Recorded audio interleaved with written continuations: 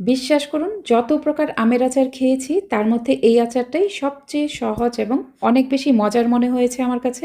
তেল ছাড়া, রোদে দেওয়ার ঝামেলা ছাড়া খুবই অল্প উপকরণে তৈরি রসালো এই আমের আচারটি খেতে যে কি মজার আমি আপনাদের বলে বোঝাতে পারবো না।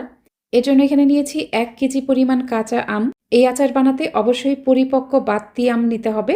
প্রথমে আমের খোসা ভালোভাবে ছাড়িয়ে নিব। খোসা ছাড়ানো হয়ে গেলে আমগুলোকে এরকম 4 ফালি করে কেটে নিতে হবে। এই আচার বানাতে একটু পরিপক্ক বড় সাইজের ঢাসা ঢাসা আম নেবেন। আর আমগুলোকে এরকম একটু মোটা মোটা করেই কাটবেন, তাহলে আচারটা দেখতেও সুন্দর লাগবে আবার খেতেও ভালো লাগবে। তো আমি কিন্তু সবগুলো আম কেটে নিয়েছি। আর দেখতেই পাচ্ছেন প্রত্যেকটা আমের আটি খুবই শক্ত। এখন এই আমের পিসগুলোকে ভালোভাবে ধুয়ে তারপর পানি ঝরিয়ে নিব। এখন 9 থেকে 10টার মতো নিয়েছি শুকনা মরিচ। শুকনা মরিচের 2 পাশের অংশটা কাঁচির সাহায্যে এইভাবে কেটে নিব। প্রত্যেকটা মরিচ একইভাবে কেটে নেওয়ার পর মরিচের ভেতর থেকে বিচিগুলো বের করে নিতে হবে। এই আচারের ক্ষেত্রে মরিচের ভেতরে কোনো বিচি থাকা যাবে না। দেখুন সবগুলো মরিচ থেকে কিন্তু বিচি বের করে নিয়েছি। এখন এই বিচি ছাড়িয়ে নেওয়া শুকনো মরিচগুলোকে কাঁচির সাহায্যে এভাবে কেটে নিব। একদম চিকন চিকন রিং পিস করে কেটে নেবেন। তো সবগুলো মরিচ কিন্তু আমি একইভাবে কেটে নিয়েছি। এখন আমি এরকম 2 টুকরা আদা নিয়েছি। আদা কিভাবে কেটে নিতে হবে সেটা আপনাদের দেখিয়ে দিচ্ছি। আদা অবশ্যই এরকম লম্বা চিকন করে কেটে নেবেন। এরকম একটু লম্বা লম্বা করে কাটবেন, তাহলে দেখতে সুন্দর লাগবে। আমি কিন্তু সব কিছুই রেডি করে নিয়েছি। এখন চলুন আচার বানাতে চলে যাই। যেই পাত্রে আচার বানাবো সেখানে নিয়ে নিব চিনি। যতটুকু আম নেবেন ঠিক ততটুকুই চিনি নিতে হবে। 1 কেজি আমের জন্য আমি এখানে 1 কেজি পরিমাণ চিনি নিয়ে নিলাম। 240 ml মেজারমেন্ট কাপের 5 কাপ পরিমাণ চিনি নিলেই কিন্তু 1 কেজি চিনি হয়ে যাবে। তো চিনি দেওয়ার পর এখানে দিয়ে দিলাম হাফ কাপ পরিমাণ পানি, অর্থাৎ 120 ml পরিমাণ পানি দিয়েছি এখানে।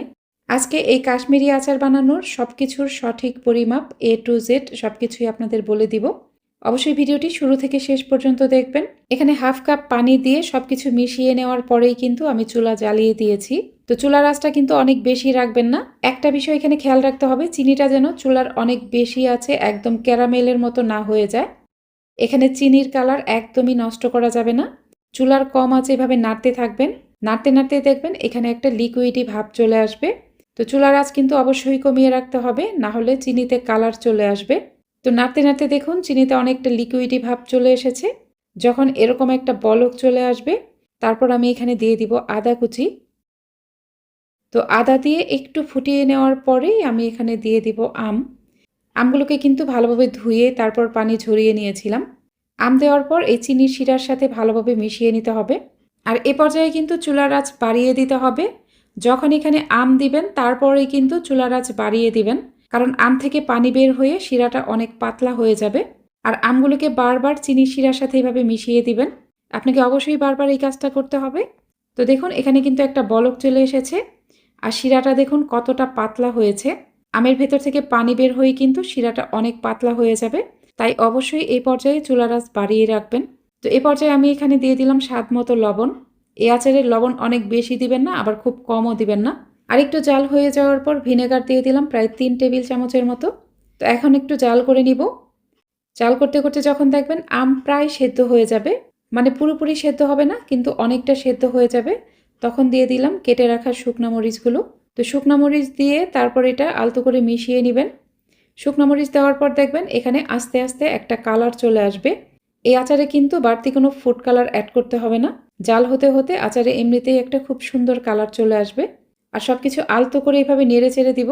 এই আমগুলো কিন্তু খুব সহজেই ভাঙবে না, কারণ যেহেতু এটা চিনির ঘন শিরার মধ্যে জাল করা হচ্ছে, আমগুলো ভেঙে যাওয়ার চান্স খুবই কম থাকবে। তারপরও খুবই আলতো হাতে এটা উল্টে পাল্টে দিতে হবে। আম সেদ্ধ হয়ে যাওয়ার পরও আরও প্রায় 7 থেকে 8 মিনিটের মতো জাল করব। তো ফিরে আসছি আরও 7 থেকে 8 মিনিট পর।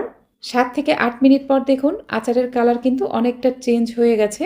শুকনা মরিচ দেওয়ার কারণে এখানে খুব সুন্দর একটা কালার চলে এসেছে। এভাবেই চুলার একটু বেশি আছে আচারটাকে জাল করতে হবে। চুলার আঁচ কিন্তু কমিয়ে দেওয়া যাবে না। শিরার মাঝে আমগুলোকে অবশ্যই এভাবে জাল করে নিতে হবে। জাল করতে করতে দেখবেন আম সেদ্ধ হয়ে এর ভেতরে শিরা ঢুকে গেছে আর আমের উপরে একটা চকচকে ভাব চলে এসেছে। এর থেকে বেশি আর জাল করবেন না। এর থেকে বেশি জাল করলে দেখা যাবে ঠান্ডা হয়ে যাওয়ার পর শিরা একদম চিনি চিনি হয়ে যাবে। তাই এরকম একটা লিকুইডি ভাব থাকা অবস্থায় চুলা বন্ধ করে দিবেন। তো চুলা বন্ধ করে তারপর আমি এগুলো শিরার মধ্যেই রেখে দিব। আচার ঠান্ডা হয়ে যাওয়ার পর এখান থেকে শিরা ঝরিয়ে আমের পিসগুলো উঠিয়ে নিতে হবে। তো পুরোপুরি ঠান্ডা হয়ে যাওয়া পর্যন্ত অপেক্ষা করব। আজকের রেসিপি আপনাদের ভালো লাগলে অবশ্যই আমার ইউটিউব চ্যানেলটিকে সাবস্ক্রাইব করে পাশে থাকা অল লিখা বাটনটাতে ক্লিক করে রাখবেন। আর যারা ভিডিওটি ফেসবুক থেকে দেখছেন তারা অবশ্যই আমার ফেসবুক পেজটিকে লাইক ও ফলো করে রাখবেন। তা আচার কতটা লোভনীয় হয়েছে সেটা নিশ্চয় আর বলে বোঝাতে হবে না। এই আচারটা খেতে যে কি মজার আমি আপনাদের বলে বোঝাতে পারবো না। এটা ফ্রিজের নরমালে সংরক্ষণ করবেন, অনেক দিন পর্যন্ত ভালো থাকবে। আমার আচার খাওয়া দেখে আপনাদের লোভ লাগলে আমার কিচ্ছু করার নেই। আপনাদের এখন যেটা করতে হবে, ঝটপট আমার রেসিপিটি ফলো করে আচারটি বানিয়ে ফেলুন। আর আচার বানানোর পর রেসিপিটা আপনার কাছে কেমন লাগলো বা আচার কেমন হলো অবশ্যই কমেন্টে জানাবেন।